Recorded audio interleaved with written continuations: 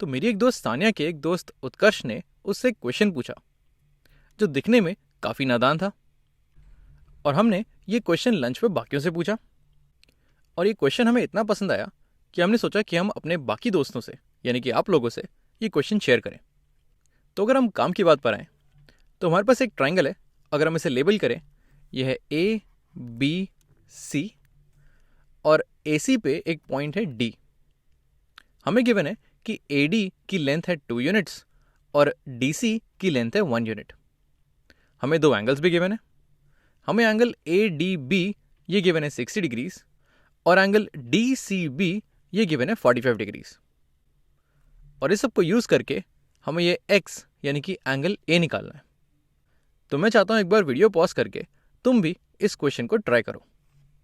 तो पहले 5 मिनट तो मैं यही सोच रहा था कि एंगल्स निकालने के लिए हमें साइड्स क्यों गिवन है। फिर मुझे याद आया कि एक 11th या 12th क्लास में एक चैप्टर है सॉल्यूशन ऑफ ट्राइंगल्स, जिसमें साइन रूल और कोसाइन रूल, यहाँ मैं लिख देता हूँ, साइन रूल और कोसाइन रूल ये साइड्स और एंगल्स को रिलेट करते हैं। लेकिन इससे सॉल्यूशन काफ़ी गंदा हो गया था। मेरा आंसर तो आ गया था लेकिन मैं खुद खुश नहीं था अपने सॉल्यूशन से। तो इस मेथड को मैं यहाँ पर डिस्कस नहीं करना चाहूँगा। अब मेरे सॉल्यूशन को ऊपर से नीचे तक देखने के बाद सानिया ने मुझसे एक कमाल की चीज़ पूछी। उसने मुझसे पूछा कि अगर तुम ट्रिग्नोमेट्री लगा ही रहे हो तो राइट ट्रायंगल्स भी बना लो। और फिर हमने देखा कि जो एंगल्स हैं 60 और 45, इनके ट्रिग्नोमेट्रिक रेशियोज तो हमें पता ही है। तो अब हमें समझ में आ चुका था कि इसमें कंस्ट्रक्शन होगी और इसमें राइट ट्रायंगल बनेंगे। तो इस 60 डिग्री को ध्यान में रखते हुए सबसे पहले हमने ए पॉइंट से एक परपेंडिकुलर ड्रॉप किया।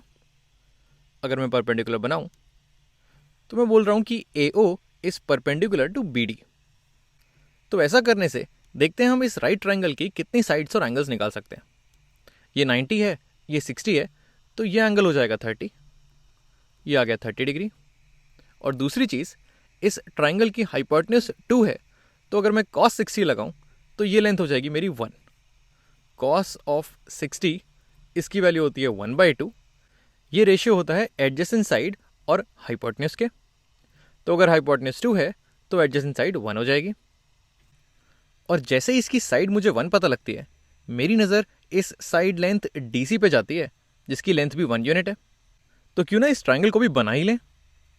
अगर मैं O को C से ज्वाइन करूं तो ट्रायंगल OCD में OD और DC दोनों की लेंथ 1 है, तो एक आइसोसेलेस ट्रायंगल हो जाएगा। तो चलो अब देखते हैं इस ट्रायंगल में हम क्या क्या पता लगा सकते हैं। पहली बात तो ये वाला जो एंगल है, ये लीनियर पेयर होने की वजह से ये 60 है, तो ये 120 डिग्री हो जाएगा। और एक ट्रायंगल में अगर एक एंगल 120 है और बाकी दोनों एंगल बराबर हैं, क्योंकि ये आइसोसेलेस ट्रायंगल है तो ये वाला एंगल और ये वाला एंगल बराबर होंगे, तो हम निकाल सकते हैं कि ये दोनों एंगल्स कितने होंगे। अगर हम 180 में से 120 माइनस करें तो हमें 60 मिलेगा। तो 60 को अगर बराबर बांटा जाए तो दोनों एंगल्स 30 और 30 के बराबर है, यानी कि ये वाला एंगल ये है 30 डिग्री और ये वाला एंगल ये भी 30 डिग्री है। तो इसी कहानी को अगर हम आगे बढ़ाएं तो हम धीरे धीरे एक्स तक पहुंच सकते हैं। अगर मैं अगले ट्रायंगल की बात करूं, ट्रायंगल BOC, तो देखते हैं इसमें कितने एंगल्स हम निकाल सकते हैं। तो पहली चीज़ तो ये, अगर ये पूरा एंगल 45 है और ये वाला पार्ट 30 है, तो मैं बोल सकता हूँ कि ये वाला एंगल 45 माइनस 30 यानी कि 15 डिग्रीज होगा। और अगर मैं इस बड़े ट्रायंगल की बात करूँ, ट्रायंगल BDC, तो इसमें एक एंगल है 120, दूसरा एंगल है पूरा 45, तो तीसरा एंगल मैं निकाल सकता हूँ 120 प्लस 45। अगर यहाँ पर करूँ मैं 120 प्लस 45, ये हो जाएगा 5, 6, 1, 165। तो यानी कि बचे हुए 15 डिग्रीज इस एंगल के पास है, तो ये वाला एंगल हो जाएगा 15 डिग्रीज। और अब हम पहुँच चुके हैं मेरे इस क्वेश्चन के फेवरेट पार्ट पे। मैं चाहता हूँ एक बार तुम वीडियो पॉज करके एक बार खुद गेस करो कि अगला स्टेप क्या होगा। तो इतनी देर से हम एंगल्स के बारे में बात कर रहे हैं, चलो अपना ध्यान साइड्स की तरफ लेके चलते हैं। यहाँ पर शुरू में हमें एक आइसोसेलेस ट्रायंगल दिखा था, लेकिन इस फिगर में एक से ज़्यादा आइसोसेलेस ट्रायंगल्स हैं। जैसे अगर हम ट्रायंगल OAC को देखें तो यहाँ पर यह एंगल है 30 डिग्री और यहाँ पर यह भी एंगल 30 डिग्री है, यानी कि ये साइड इस साइड के बराबर हो जाएगी। ये दोनों साइड्स बराबर हैं। और वैसे ही हम ट्राइंगल BOC में देख सकते हैं कि ये एंगल 15 है और ये भी एंगल 15 है, यानी कि ये साइड OC ये OB के बराबर भी हो जाएगी। अब OC OA के बराबर भी है और OB के बराबर भी है, यानी कि OA और OB ये भी आपस में बराबर होंगे। तो यहाँ पर एक कमाल की चीज़ पता लगती है कि ये तीनों साइड्स ये आपस में बराबर हैं। तो यहाँ से हम अपने आखिरी ट्राइंगल में पहुँचते हैं। यहाँ पर हमारे पास ये एंगल तो ऑलरेडी 90 डिग्रीज है, क्योंकि हमने कंस्ट्रक्ट ही ऐसे किया था, और हम बोल सकते हैं कि ये वाला ट्राइंगल भी आइसोसेलेस है।